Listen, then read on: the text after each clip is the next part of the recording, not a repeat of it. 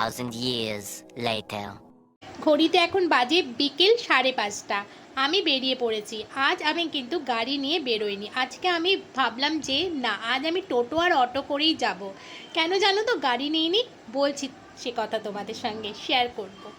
Welcome back to my channel. আমি মিঠু চলে এলাম আবারও একটা তোমাদের সঙ্গে নতুন ভিডিও শেয়ার করব বলে। আর রাস্তায় যেতে যেতে এই যে পুকুরটা পড়লো সামনে, আর দেখো কি সুন্দর লাগছে। আমি ভাবলাম না, এই অপরূপ সুন্দর পরিবেশটাকে তোমাদের সঙ্গে একটু তুলে ধরি। ক্যামেরা বন্ধ করে নিয়েছি। কি ভালো লাগছে না পুকুরের সঙ্গে মেঘটা, আকাশটা, বাড়িগুলো ভীষণ সুন্দর লাগছে। কিছুটা হেঁটে যাওয়ার পরেই আমি কিন্তু একটা টোটো পেয়ে গেলাম। টোটোতে উঠে পড়লাম। চলো কোথায় যাচ্ছি তো তোমাদের আগেই বললাম, চন্দননগরে যাব, কিন্তু কেন যাচ্ছে সেটা তোমাদের সঙ্গে শেয়ার করব। আর গাড়িটা কেন নিইনি সেটা শোনো।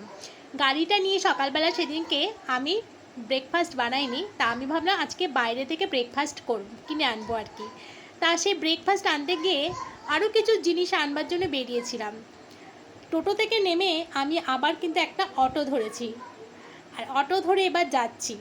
ও সেই কথাটা বলি, গাড়ির কথাটা। আর গাড়িটা নিয়ে আমি একটা বাম্পার ছিল, বাম্পারটা না, আমি কি একটা কথা ভাবতে ভাবতে গাড়িটা চালাচ্ছিলাম, আর বাম্পারটা কাছে এসে যাওয়াতে আমি ব্রেকটা খুব জোরে কষে দিয়েছি, আর আমি গেছি পুরো স্কুটিটা নিয়ে উল্টে। আমি সে কথাটা বাড়িতে এসে বলিনি, তখন হয়তো আমি বুঝতে পারিনি আমার লেগেছে কি না। আর কিন্তু লেগেছিল, কিন্তু তোমাদের দাদাভাইকে আমি এসে বলিনি। সেটা ও পরে যখন জানতে পেরেছে, ও খুব রাগারাগি করছিল যে গাড়িটা তো গেছে রং চোটে, আর কিন্তু তোমার যদি লাগতো তখন কি হতো। আমার লেগেছে, কিন্তু আমি ওকে কিচ্ছু বলিনি। আমি কিন্তু অটো করে নেমে গেলাম। আমি যাচ্ছি এখন সোজা আমাদের বাড়িতে। মাকে নিয়ে আজকে আমি যাব ডাক্তার দেখাতে। আর ভাবলাম যে আগে প্রথমেই ডাক্তারখানায় চলে যাব, কিন্তু না, অনেকটা সময় আছে বলে সোজা বাড়ি চলে গিয়েছিলাম। মাকে নিয়ে আবার কিন্তু আমি বেরিয়ে পড়েছি। দেখতে পাচ্ছ টাটা করছে। চলো এবার তাহলে ডাক্তারখানায় যাওয়া যাক। আমার বাড়িতে তো এজেড মানুষ প্রচুর, এজেড মানুষদের নিয়েই আমার কারবার, জানো না তো। আজ শাশুড়ি মা, আজ মামা শ্বশুর, আজ মা, এই সব নিয়েই আমি আজকে একে নিয়ে ডাক্তারখানায় যাচ্ছি। যাই হোক, ওদিকে ডাক্তারখানায় তখনও ডাক্তার আসেনি বলে আমরা সোজা চলে গেলাম চা খেতে। আমাদের ওই যে ভাইটা যে নিয়ে এসেছে, সেই ভাইটা চা খাওয়ালো। চলো, এই দোকানে চাটা বেশ মোটামুটি ভালো, জানো তো। তা আমরা তিনজন মিলে একটু চা খেয়ে একটু মানে তাজা হয়ে নিলাম, কারণ বিকেলবেলা চা করে খেয়ে বেরিয়েছিলাম। যাই হোক, বাইরে বেরিয়ে একটু ভাঁড়ে করে চা খেতে ভীষণই মজা লাগে। ওই ভাঁড়ের গন্ধটা আমার ভীষণ ভালো লাগে। তা চা খেতে খেতে তারপরে আমরা চলে যাব ডাক্তারখানায়। চা খাওয়া শেষ, চলো আবার টোটোতে উঠলাম, উঠে আমরা চলে এলাম। এই দেখো ডাক্তারখানায় চলে এসেছি। তা এখানে এসে তখনও ডাক্তারবাবু আসেননি, অনেকক্ষণ কিন্তু আমরা চেম্বারে ওয়েট করলাম। চলো শেষ পর্যন্ত ডাক্তার দেখা কমপ্লিট হয়ে গেল। তারপরে ওষুধ কিনতে হবে, কিছুটা হাঁটা। তারপরে মাকে বললাম চলো হেঁটেই যাই, একটু ফুচকা খাই। এই দেখো লাস্ট ফুচকাটা তোমাদের সঙ্গে শেয়ার করলাম। ফুচকা খাওয়া শেষ করে, আমার মা জানো তো আবার জল দিয়ে ফুচকা খায় না, শুকনো ফুচকা খায়। এই দেখো রোড দিয়ে হাঁটতে হাঁটতে মায়ের সাথে অনেক গল্প করতে করতে কত দোকানপাট শেয়ার করছি তোমাদের সঙ্গে। ভালো লাগছিল বেশ, চারিদিকে এত ঝলমল আলো, ভীষণ ভালো লাগছিল। তারপরে চলে গেলাম মেড প্লাসে। আর মেড প্লাসে এবার আমাকে ওষুধ কিনতে হবে। চলো তাহলে মেড প্লাসের ভেতরে এবার ঢোকা যাক। মাকে বললাম তুমি একটুখানি দরজাটা খোলো, আমরা গিয়ে ঢুকি। এই দেখো মায়ের কিন্তু ডাক্তারের প্রেসক্রিপশান। তার ডাক্তারের নাম হচ্ছে ডাক্তার সুব্রত ঘোষ। যাই হোক, এনাকে আমাদের দেখানো হয় মাকে। ওখান থেকে আমরা চলে গেলাম। কয়েকটা ওষুধ পেলাম, কয়েকটা ওষুধ পেলাম না। মাকে বলেছিলাম এখান থেকে টোটোতে তুলে দেবো, তুমি বাড়ি চলে যাবে। তা ভাবলাম না, যেহেতু সবটা ওষুধ পাইনি, শেষ পর্যন্ত আমাকে মায়ের টাটা দিচ্ছ না কেন? পেছন দিকে যাও, যাও তুমি। চলে গেল, বলছে টাটা করতে, মা টাটাই করছে।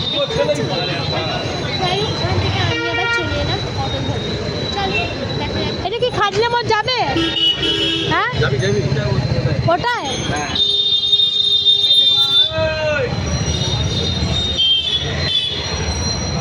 অটো দাদারা কি বলছে শোনো। কোনটা খাদিনা মোড়? যাবে না বলছে, এটা যাবে। যাওয়ার ইচ্ছে নেই কারোর। ওদের মধ্যে মধ্যে রেষারেষি, এ যাবে বলছে ও যাবে বলছে। যাই হোক শেষ পর্যন্ত একটা অটোতে উঠলাম। এবার ঘড়িতে বাজে এখন 9টা, মানে রাত 9টা। অনেকটা টাইম হয়ে গেছে, মা বাড়ি চলে গেছে আর আমি এখন চুঁচুড়াতে আসবো। দেখো কন্টিনিউ 20 মিনিট আমি কিন্তু টোটোতে বসে আছি, লোক না হলে ছাড়বে না। ঘড়িতে বাজে এখন 9টা 20, 9টা থেকে 9টা 20 পর্যন্ত আমি ওয়েট করলাম টোটোতে বসে। টোটো নয় সরি, অটোতে। তারপরে দাদা লোক হলো, তারপরে ছাড়লো। এখন ঘড়িতে বাজে 9টা 25।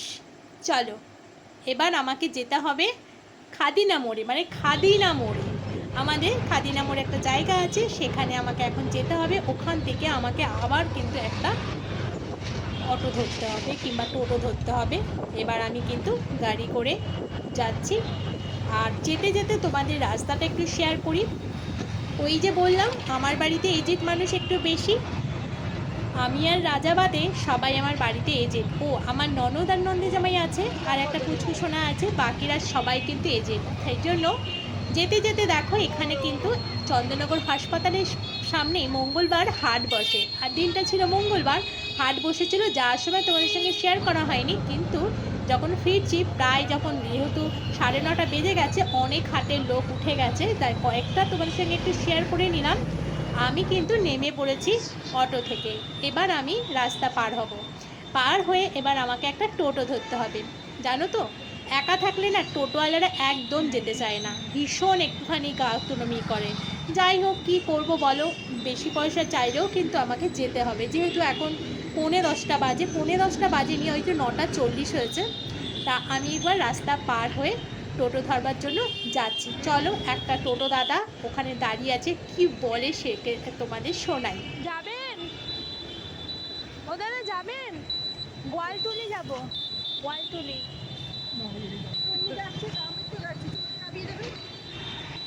আপনি কোথায় যাবেন?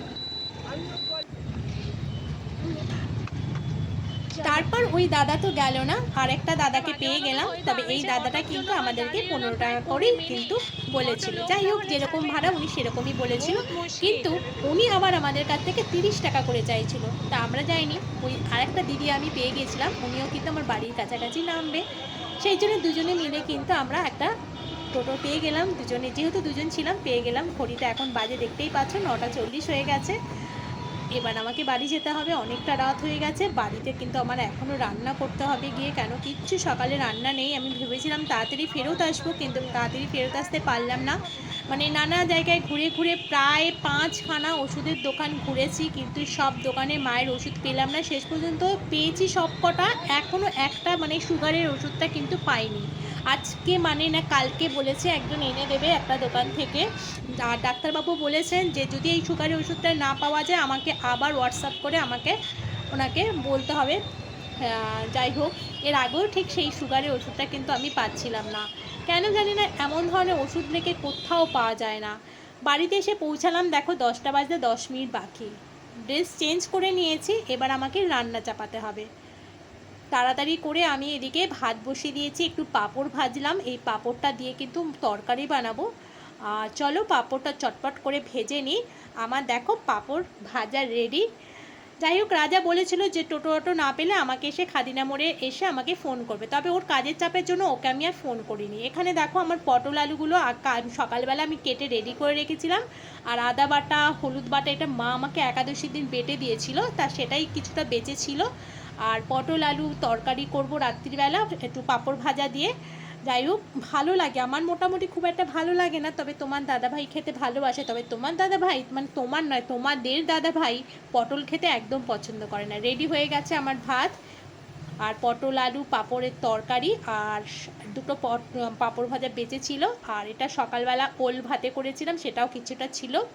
এটা দিয়ে আমাদের রাতের ডিনার সারবো। কমপ্লিট হয়ে গেল ডিনার। এবার আমি বসলাম। ও সরি আমার কমপ্লিট হয়নি, রান্নাটা সবে তোমাদেরকে দেখালাম। আমি একটু বসেছি, আর তোমাদের দাদাভাই এখনও কাজ শেষ হয়নি। 11টা বাজতে মানে 11টা বাজে, আমার 11টা বেজে গেছে যদিও, 11টা 10 হয়ে গেছে। ওকে ডাকলাম খেতে, তারপরে খাওয়া দাওয়া কমপ্লিট করে আমি একটুখানি মানে মুখ টুক ধুইনি তো, পাটা ধুয়েই রান্না করতে চলে এসেছি। ঘড়িতে বাজে এখন 11:30 পৌনে 12 জানো। সেই জন্য আমি এখন ভাবলাম না, একটু মুখটা পরিষ্কার করে নিয়ে চুলটাকে একটু ভালো করে আঁচড়ে নিয়ে রাতে একটুখানি এই যে একটা জেল ক্রিম কিনেছিলাম সেদিনকে মেড প্লাস থেকে, আমি তো সব ওষুধ কিনি, আর মেড প্লাসের এই যে অ্যালোভেরা জেলটা বেশ ভালো, তা এটা কিনেছিলাম। যেহেতু ওখানে আমার কাট করা আছে, তা আমি একটু ছাড় পাই, সেই জন্য ওখান থেকে কিনেছিলাম। এটার দাম ছিল কত, 150 টাকা মতন, আমি পেয়েছিলাম ওই 53 টাকাতে। তা অনেকটাই ছাড় পেয়েছিলাম, বেশ ভালো। আমি এটা ইউজ করছি। যাই হোক, একটুখানি এটা মাখবো, মেখে তারপরে আজকের ব্লগটা আর বেশি বড় করব না, মনে হচ্ছে অনেকটাই বড় হয়ে গেছে। চলো তাহলে আজকে সবাইকে গুড নাইট দিয়ে আজকে মতন শেষ করছি, ফিরছি আবার পরে। Tata, by.